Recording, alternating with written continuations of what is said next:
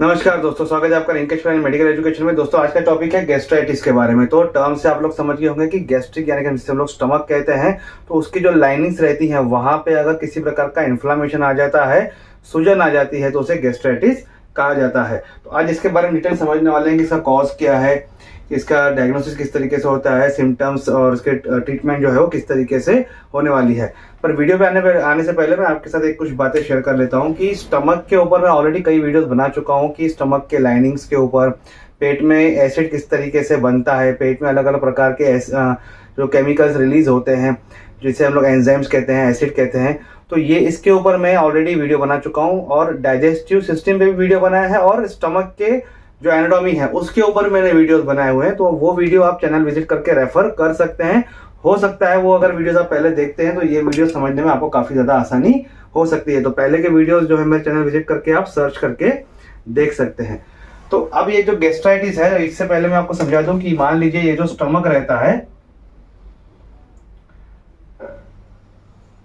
ठीक है, तो ये इसकी जो अंदर की जो लाइनिंग रहती है यहाँ से कंटिन्यूअसली एसिड और एंजाइम रिलीज होते रहते हैं, जो कि जो फूड वगैरह, जो पानी, अलग अलग प्रकार का जो कार्बोहाइड्रेट, प्रोटीन, फैट हम लोग खाते हैं, या कभी अल्कोहल लेता है कोई व्यक्ति, या फिर कोई अलग अलग प्रकार का जो खाद्य पदार्थ लेते रहते हैं हम लोग, वो अगर यहाँ पे आते हैं तो किस तरीके से उसका डाइजेशन होता है, किस तरीके से वो बड़े साइज में से छोटे साइज में से वो कन्वर्ट होता है, वो यहाँ पे इस स्टमक के अंदर होता है। ठीक है, तो inflammation in the soft mucus lining of the stomach, तो ये यहाँ पे जो अंदर की जो सॉफ्ट म्यूकस लाइनिंग रहती है वहां पे अगर इन्फ्लामेशन आ जाती है तो उसे गैस्ट्राइटिस कहा जाता है। Mucus lining is a protective barrier in your stomach, when it's inflame it means it's under attack.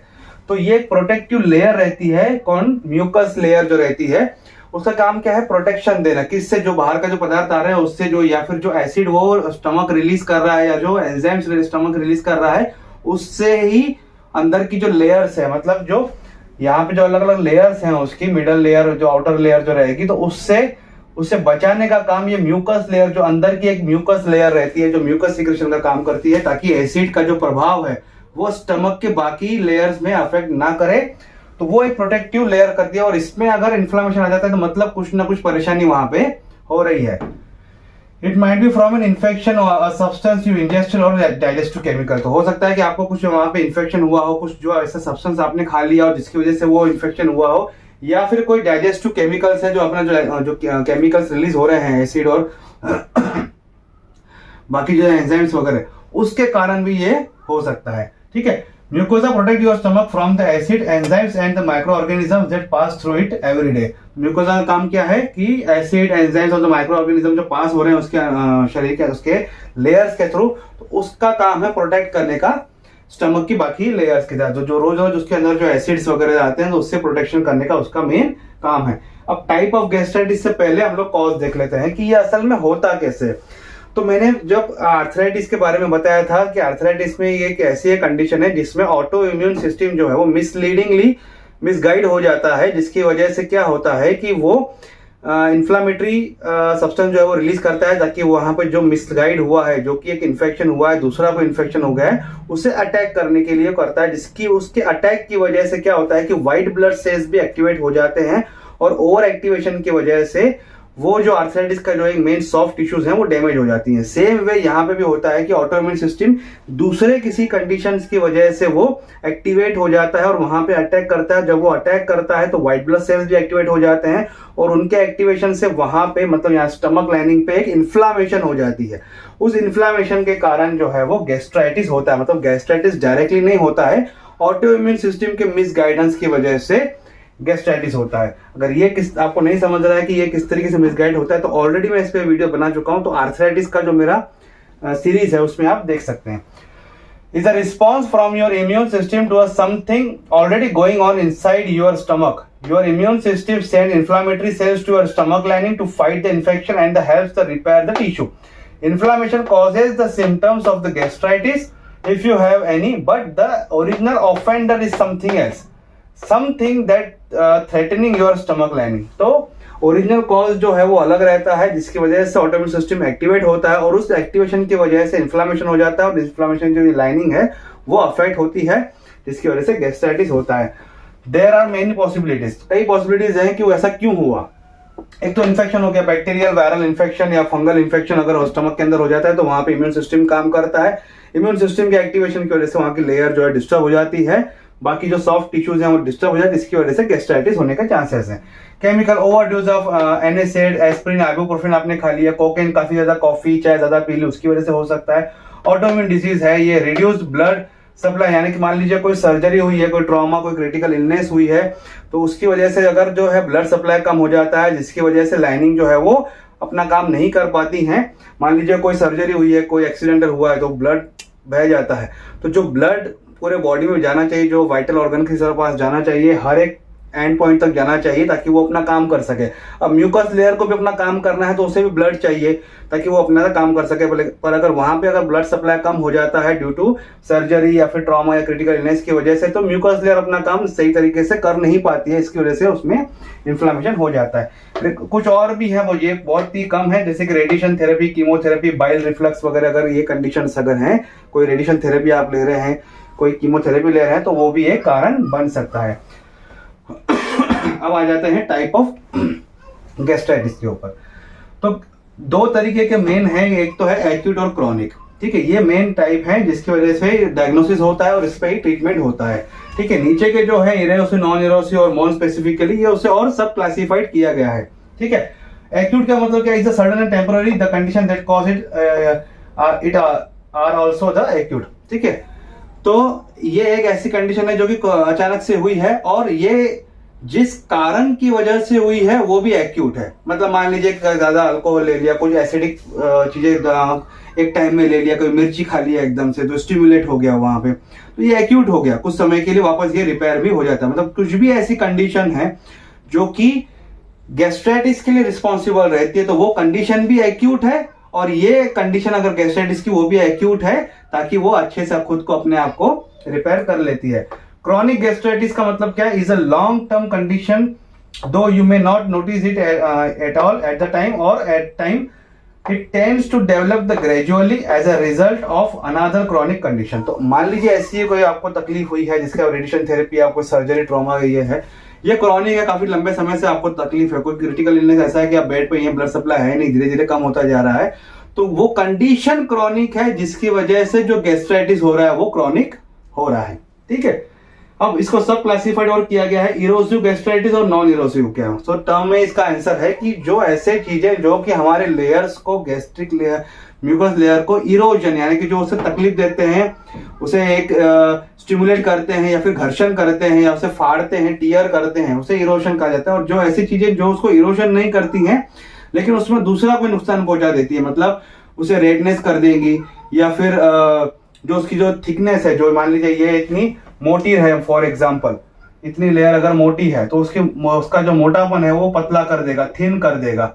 ठीक है, तो ये इस तरीके से नॉन इरोसिव मटेरियल जो है वो काम करते हैं, मतलब दोनों ही सूरतों में वो नुकसान पहुंचाते ही हैं। तो इरोसिव गैस्ट्राइटिस मतलब means the things that causing your gastritis is actually eating away at your stomach lining, leaving wound, is ulcer, it offence the chemical like acid, bile, alcohol और the drugs.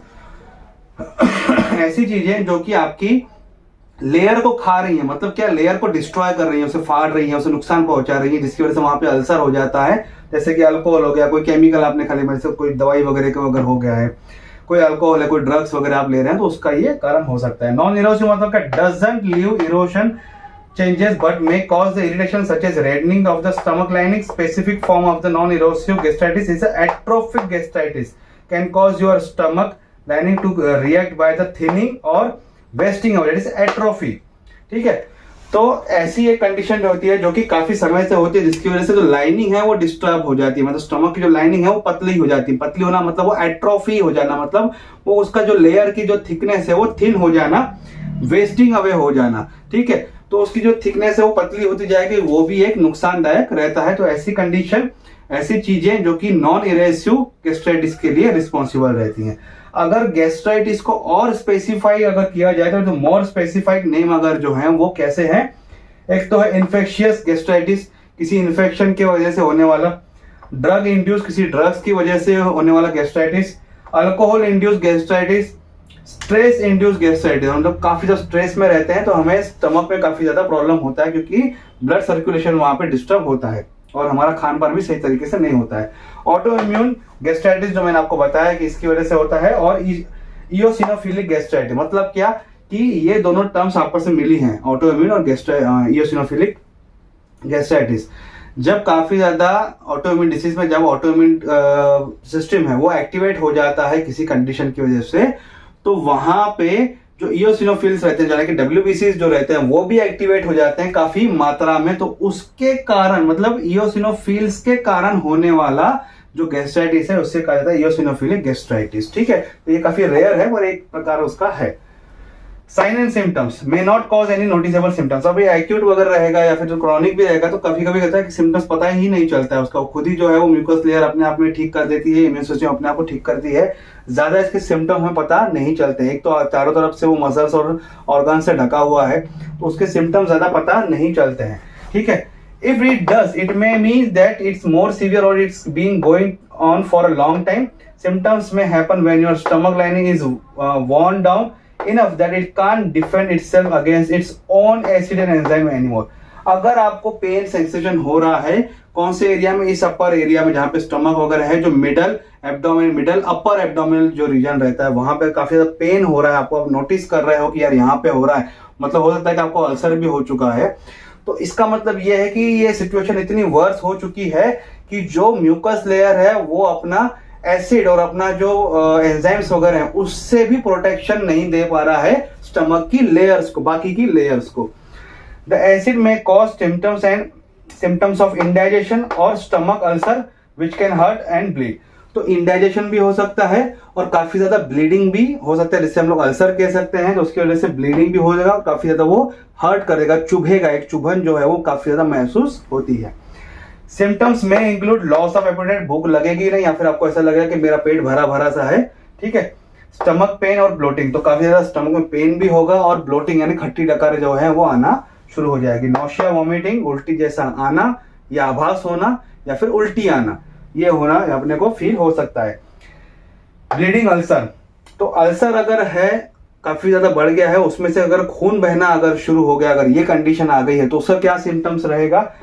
Black blood in your पू, आपके जो पोटी रहेगी उसमें से black blood जो है वो आना शुरू हो जाएगा बिकॉज ऑफ ब्लीडिंग अल्सर, तो इसे मेलिना का कंडीशन जो है वो कहा जाता है। Black blood in your vomiting, अगर आपने वॉमिट कर दिया है किसी कारण की वजह से कोई खाया तो उसमें से आपको ब्लैक ब्लड जो है वो दिखाई देता है, काले कलर का खून, इसे कहा जाता है कॉफी ग्राउंड एमेसिस। इस कंडीशन को ये नाम दिया गया है coffee ground emesis.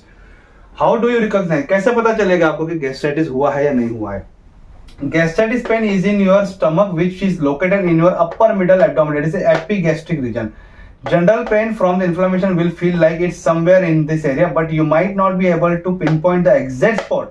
If you have an ulcer, you might be able to pinpoint the pain where you precisely. It might have burning qualities. It might feel better when you eat. ठीक है, तो ये कहाँ पे होता है? Middle जो अपर जो रहता है अपना एब्डोमेन रीजन जो रहता है वहां पे ये पेन जो हमें काफी ज्यादा महसूस होता है, जिसे एपिगैस्ट्रिक रीजन कहा जाता है।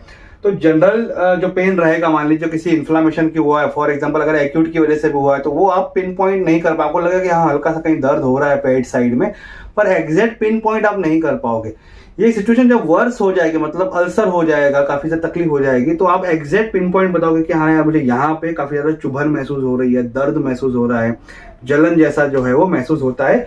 जब ये सिचुएशन वर्स हो जाती है, अल्सर जैसा हो जाता है, तो ये बर्निंग क्वालिटी जैसा आपको फील कर रहा है। लेकिन कभी कभी अगर आप मान लीजिए कि दर्द हो रहा है, आपको आपने ऊपर से खाना खा लिया, तो खाना खाने के बाद आपको थोड़ा सा रिलैक्स हो जाता है क्योंकि एक कोटिंग बन जाती है कुछ समय के लिए, क्योंकि म्यूकस जो है वो अपना काम शुरू करता है जब खाना रिलीज करते हैं, तो हो सकता है कुछ समय के लिए आपको दर्द हट जाए, खाना खाने के बाद कुछ समय फिर से उठ जाए। तो ये एक रिकॉग्नाइज करने वाली चीज है कि आपको स्टमक में कुछ ना कुछ अल्सर या फिर गैस्ट्राइटिस जरूर हुआ है। डायग्नोसिस किस तरीके से करेंगे? आप डॉक्टर के पास जाएंगे जो कि गैस्ट्रोएंटेरोलॉजिस्ट रहते हैं, ठीक है। वो आपके सिम्टम एनालाइज करेंगे, आपसे पूछेंगे, जानकारी लेंगे, आपकी मेडिकल हिस्ट्री लेंगे और आपका जो अपर जीआई है, जो अपर जीआई ट्रैक है, वहां के इस पोर्शन का, यहाँ पोर्शन का बार बार एक सीरीज लिया जाएगा एक्सरे का अलग अलग एंगल से, ठीक है। तो series of X-ray of your upper GI tract helps to detect the ulcer but not always the gastritis. तो ये कंडीशन कब होती है, जब एक्सरेज होते हैं तो वो अल्सर डिटेक्ट करने में हेल्पफुल करते हैं, लेकिन गैस्ट्राइटिस डिटेक्ट करने में काफी ज्यादा हेल्पफुल नहीं रहते। तो गैस्ट्राइटिस को अगर पता करना है, तो कंक्लूड द गैस्ट्राइटिस एंडोस्कोपी की जाती है, कैमरा से वो डाला जाता है, एंडोस्कोपी की जाती है और वहां से एक बायोप्सी ली जाती है। बायोप्सी के बारे में पहले बताऊं कि एक पर्टिकुलर हिस्सा लिया जाता है जहां पे इन्फेक्शन हुआ है, उसका एक लेयर या फिर उसका एक पार्ट को निकाला जाता है, स्लाइड पे रखा जाता है, उसे माइक्रोस्कोप में देखा जाता है कि उस वहां पे क्या क्या कंडीशन जो है वो है, तो वो माइक्रोस्कोप में देखा जाता है तो कंक्लूड कि ये गैस्ट्राइटिस है या नहीं। फिर उसका ब्लड टेस्ट भी होती है, स्टूल टेस्ट भी होती है, एच पाइलोरी ब्रीथ टेस्ट भी होती है, फूक वगैरह मारनी पड़ती है, एक मशीन रहती है, तो इसकी ब्लड टेस्ट में भी एच पाइलोरी टेस्ट होती है और एक फूक वगैरह से भी ब्रीथ टेस्ट के में भी वो होती है, जिससे डिटेक्ट होता है। तो ये अलग अलग प्रकार हैं डायग्नोसिस करने के। अब आ जाओ ट्रीटमेंट। तो ट्रीटमेंट में मैंने आपको बताया था कि दो तरह के ही मेन है, एक तो है एक्यूट और क्रॉनिक, तो ये तो उसके सब पार्ट है। तो एक्यूट में मतलब क्या होगा, अगर किसी को एक्यूट गैस्ट्राइटिस हुआ है तो वो कंडीशन भी एक्यूट रहेगी जिसके कारण हुआ है, जो हमने यहाँ पे अभी समझा, तो वो खुद ही जो है वो कुछ समय में अपने आप को हील करना शुरू कर देगा, उसके लिए कोई पर्टिकुलर ट्रीटमेंट की जरूरत नहीं है। क्रॉनिक है अगर, तो क्रॉनिक का कारण क्या है कि अगर क्रॉनिक गैस्ट्राइटिस हुआ है तो क्रॉनिक गैस्ट्राइटिस जिस क्रॉनिक कंडीशन की वजह से हुआ है वो कंडीशन अगर क्रॉनिक है तो क्रॉनिक गैस्ट्राइटिस भी रहेगा। तो जिस कंडीशन की वजह से ये क्रॉनिक गैस्ट्राइटिस हुआ है, जो क्रॉनिक कंडीशन की, वो उसका कॉज पता करेगा डॉक्टर कि ये किस कारण की वजह से हुआ है, फिर उसका ट्रीटमेंट देगा। वो ट्रीटमेंट में अगर ऑटोइम्यून अगर उसका कॉज है या फिर दूसरा कोई कॉज है तो उससे रिकवर होने में काफी समय लग सकता है। तो उसका कंक्लूजन आना और उस पर ट्रीटमेंट करना ये थोड़ा सा एक लेंथी प्रोसीजर बन जाता है। ठीक है, तो ये सिंपल तरीके से मैंने आपको गैस्ट्राइटिस का टॉपिक आज समझाने की पूरी कोशिश की है। आई होप आपको आज का टॉपिक अच्छा लगा होगा। वीडियो अच्छा लगे तो लाइक और शेयर जरूर कीजिएगा। अगर आप कोई कमेंट है तो कमेंट बॉक्स में कमेंट कर सकते हैं और मुझे इस चैनल को सपोर्ट करने के लिए प्लीज सब्सक्राइब कीजिए। Thank you.